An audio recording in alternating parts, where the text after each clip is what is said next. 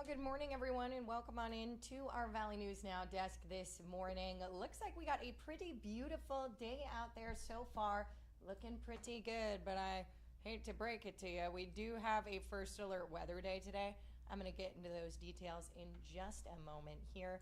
But again, thank you so much for joining us here on our Valley News Now desk. My name is Alex Larson.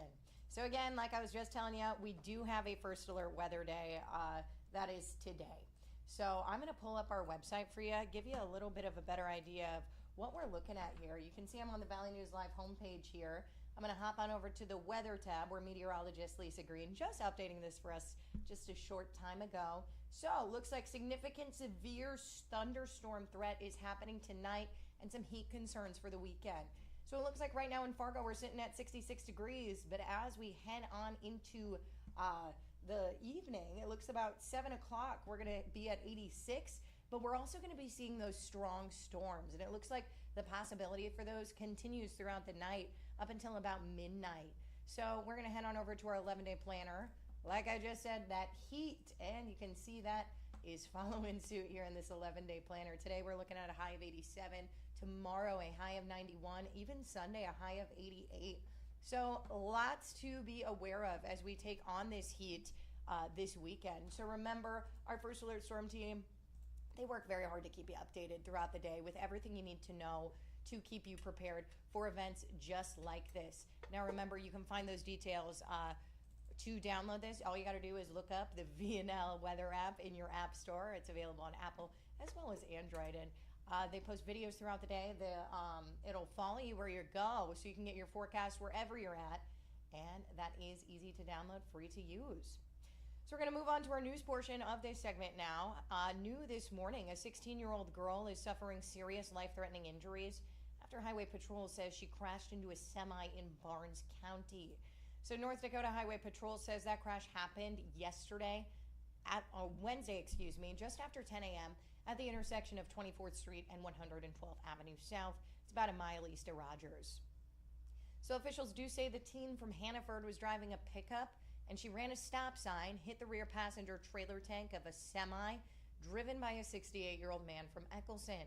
Driver of that semi is not hurt, and DHP also confirming that 16-year-old was not wearing a seatbelt at the time of the crash.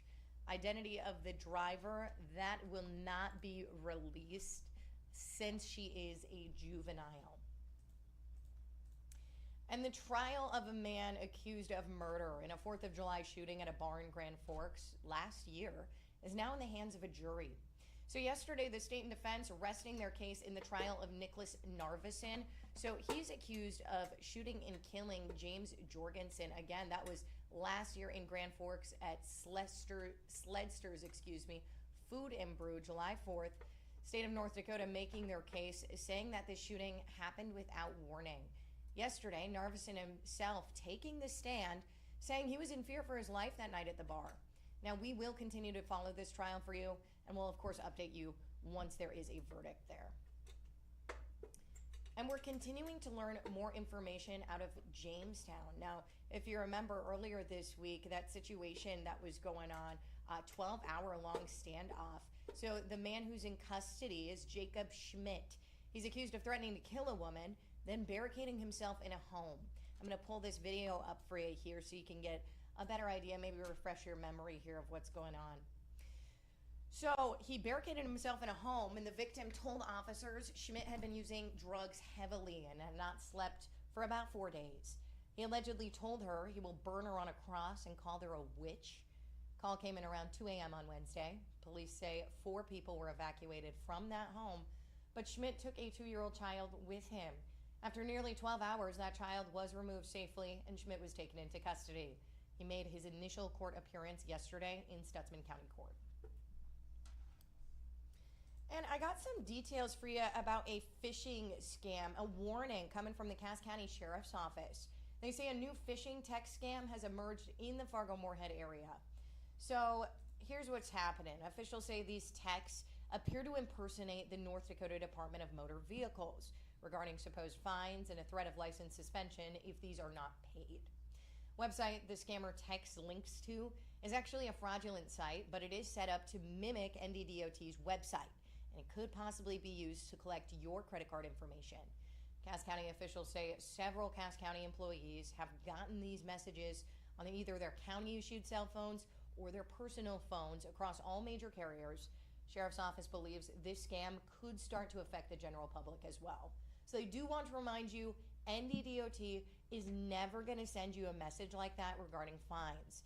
If they were to try to get in touch with you, that would be through mail using official letterhead. So a good reminder to keep in your brain there. In case you do receive this text, just ignore it, delete it. And it's been nearly a week since Representative Melissa Hortman and her husband were shot and killed. We have since learned the alleged shooter, Vance Belter, had a long list of home addresses for targets that he allegedly found online, which is leading many of us to ask, how can you make sure your private information stays secret? And what can you do if it's already online? Valley News Team Sydney Zatz looked into this for you, speaking with an expert to find out exactly what we should do. We'll take a listen. The alleged shooter in the killing of Representative Hortman, Vance Belter, had a list of potential victims with websites of where he could find their addresses. He went to 4 homes before the manhunt to take him into custody began. If you Google yourself, or if you go to a site like Been Verified or, Spokio, and you type in your name, your address, your phone number, your relatives, and that's just the tip of the iceberg, but all of that will come up. Ron Zayas works for a data removal company. He says someone can get your data by even ordering a pizza. The first thing you do is you give them your phone number.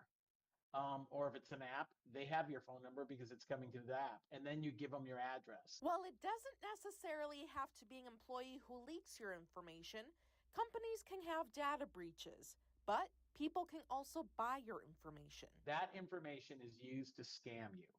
It's used to send you texts, you use phishing emails, and they're so good. It looks like it's coming from your brother-in-law. It looks like it's coming from one of your friends, and it's so personal, you're going to click on. So what can you do? There's 3 things. 1, get a VPN. 2, Google yourself and see how much is out there. Then start removing information. 3, don't give out your information. Get a feeling for what's out there. Number 2, you have the right to go onto those sites. Some states have better protection, but for the most part, you can go to those companies and say, remove my information. They won't make it easy. They're going to whine and complain about it, but you can do it. One thing to keep in mind is that you don't have to be a public figure to be targeted. In our daily interaction, whether you're working at a company or you deal with somebody in the public, that people say, I'm not going to complain. I'm not going to go to the company. I'm going to make it very personal because I know that's what's going to scare that. So some great reminders there. That was Sydney Zatz reporting again. VNL did reach out to several lawmakers for their thoughts on the topic. We're told the Department of Public Safety is asking them to please not comment because of safety concerns. However, we were given a statement by Senator Jordan Rasmussen. In part, it reads, elected officials often face the challenge of balancing personal security and privacy with the public's right to transparency. While this is not a new issue, it is one we anticipate will be part of the discussion in the upcoming legislative session. If you want more information on how to keep your personal information safe, though, you can head on over to valleynewslive.com. We've got all those resources for you, linked to this story over on our website's homepage. And some of you on social media have shared your concerns about what some are calling door checkers. I'm going to pull this video up for you here so you can see it for yourself. Maybe you've seen this in your neighborhood. These people are going around to see if your car door is unlocked, seeing if there's anything to steal as well. Those with West Fargo police say there's not really a need to be concerned. However, there is an uptick in door checkers during the spring and summer. There's a program you can sign up for to be aware of crime in your area. We'll hear from West Fargo police right here. Do you have a camera? How can we contact you? Type information.